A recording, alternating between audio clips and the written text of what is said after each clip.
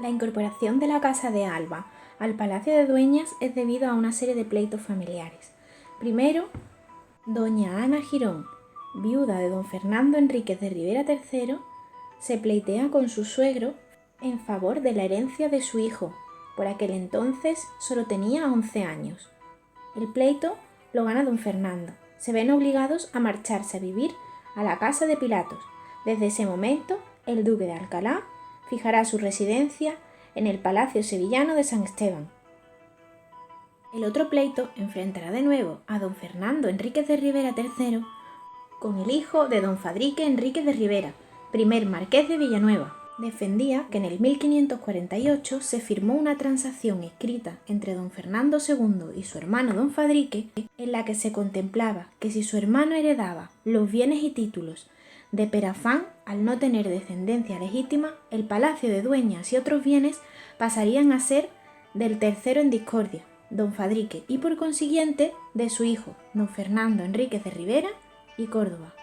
En el 1595 ganó el pleito, tomó posesión de los palacios, estando casado con María de Manrique, con la que tuvo a Antonia Enríquez de Ribera, que se casa a su vez en 1612 con don Fernando Álvarez de Toledo, sexto duque de Alba. Así ella aportará en su dote el palacio, con lo cual desde el siglo XVII el Palacio de Alba ha sido la residencia temporal de esta familia. Desde el 1779 han residido habitualmente en el Palacio de Liria, en Madrid. Por esta razón, Dueñas ha pasado por duras etapas de desidia y abandono, alternadas con momentos de esplendor y de reformas.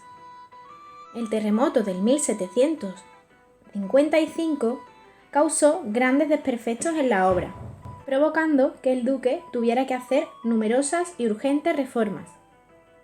En el 1756 se hicieron gestiones para que la obra albergara la administración de la Real Fábrica de Tabaco, que por aquel entonces se estaba construyendo en la calle San Fernando. La portada del palacio puede que tenga origen en el 1625, cuando se tira la tribuna que unía el palacio al convento de Dueñas. La actual es del 1771, con el escudo en el tímpano del duque de Alba, escudo acuartelado de los linajes de Toledo y Beaumont, con escusón de los Silva, apellido que reemplazó al primitivo de Toledo desde que don Manuel de Silva se casa con doña María Teresa Álvarez de Toledo, 11ª duquesa de Alba. En el siglo XVIII, las insignias del condestable, el toisón y el Espíritu Santo completan los atributos heráldicos allí representados. Es una obra neoclásica enmarcada por pilastras toscanas sobre las que remata un frontón triangular. Durante el siglo XIX, el palacio se convierte en casa de vecinos, compartimentándose los grandes salones con tabiques y ocultándose los artesonados de madera. Algunos antepechos góticos de las galerías superiores se cegaron. En el 1875, Antonio Machado nace en una de las casas accesorias, concretamente en una de las galerías del patio principal. En otra de ellas nació Salvador Clemente, pintor discípulo de Fortuny. A finales del siglo XIX comienza la restauración del palacio, que prosigue hasta el siglo XX, con el fin de recobrar su fisonomía original. En el 1910 se descubre el artesonado del salón comedor principal, que se encontraba oculto bajo un falso techo. Se eliminaron los tabiques, se ajardinó el patio y se revistió de azulejos la fuente. Se transformó el vestíbulo de acceso al patio principal, se colocaron los cimacios del patio con los blasones de Toledo, Guzmán, Velasco, Mendoza, Luna, Ayala, Haro y Portugal, todos ellos emparentados con la familia. En estas imágenes podéis ver los distintos blasones que se colocan en los cimacios encima de las columnas del patio.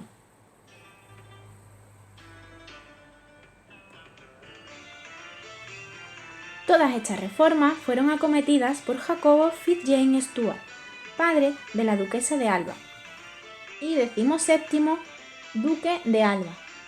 Convirtió las Dueñas en un jardín arqueológico. Además, también restauró el Palacio de Monterrey en Salamanca. En estas otras imágenes podéis ver la entrada al palacio.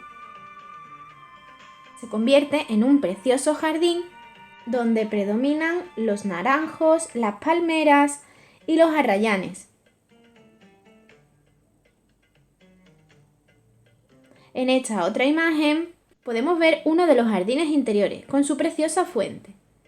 Y aquí los restos arqueológicos que el duque de Alba se encarga de colocar en las galerías del patio, concretamente un león íbero. En el vestíbulo aparecen dos esculturas romanas del siglo I y II, además de algunos tapices.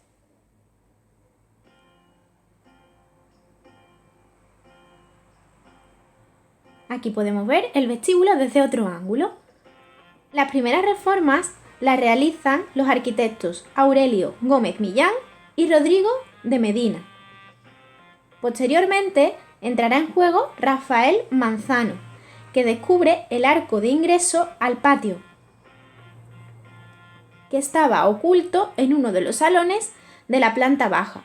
Como os he dicho en la clase anterior, este es el arco original de estilo mudéjar del Palacio de los Pineda, decorado con yeserías a modo de crochet y en las enjutas las estrellas.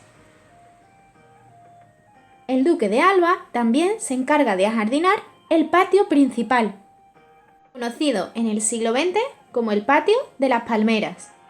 Este palacio se organiza en torno a dos patios, el patio principal o de las Palmeras, núcleo central del mismo, y el patio del Aceite, ubicado en la zona oeste, dedicado en 3 de sus 4 lados y que conserva suelo original. Aquí vemos las renovaciones que hizo en el vestíbulo, los azulejos que revistieron el vaso de la fuente, azulejos del siglo XVI, del 1530 a 1540 de los hermanos Pulido. El revestimiento se realizó en el 1920, posiblemente de azulejos que se encontraban en los paramentos del patio, que desgraciadamente hoy no se conservan. Los que sí se conservan son los que se encuentran en las techumbres, hechas a base de cubiertas por tabla, también de los hermanos Pulido. Aquí podemos ver con detalle algunos de ellos. Los remates de tracería gótica del Palacio de los Pineda, ubicados en la galería superior del patio, fueron renovados en el siglo XIX y siglo XX por su mal estado de conservación. En el 1985, el Ayuntamiento de Sevilla coloca un azulejo en honor a Antonio Machado, que nació en una de las casas accesorias del Palacio de las Dueñas, cuando éste estaba convertido en casa de vecinos. El palacio, en la planta baja, posee dos grandes salones en el frente norte y en el frente oeste. Este es uno de ellos, decorado con ricas esculturas, concretamente la que vemos es de Mariano Benlliure. Aquí vemos una panorámica del mismo salón y otra también con detalle de una de las partes del salón. Este sería un salón de tránsito o cámara. Aquí vemos otros salones de menor tamaño.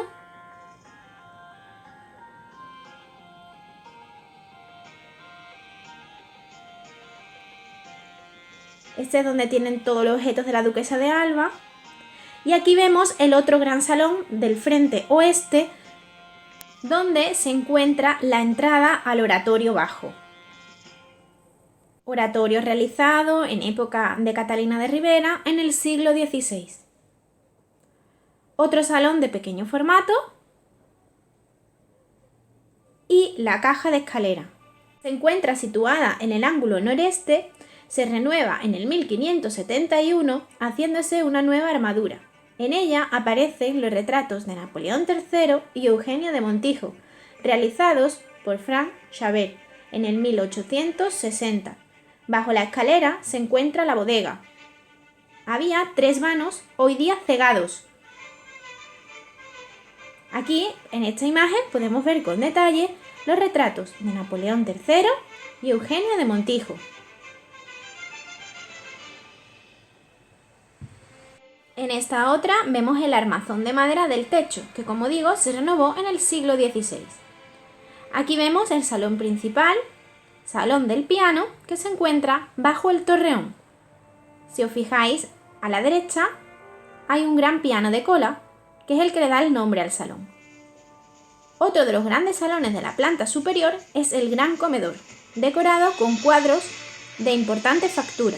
La duquesa de Alba, montada a caballo, de Zuloaga, un torero y una maja de Cabral Bejarano. El artesonado del techo, que data del 1571, fue descubierto en el 1909. Otro resto importante que se sitúa en la planta alta es la cúpula que cubría el antiguo oratorio, realizada en ladrillo y sobre trompas. Actualmente cubre uno de los baños. El patio del aceite, ubicado en el flanco oeste, es rectangular, realizado a base de galerías apoyadas en pilares de ladrillo, excepto en el frente meridional. Se siguen conservando restos del suelo del Palacio de los Pineda. La fuente tiene una decoración de azulejos vidriados con lacerías, donde predominan los verdes. Aparecieron también pinturas murales en el 1516 de Alonso de León. La galería superior está parcialmente cegada, después del terremoto del 1755.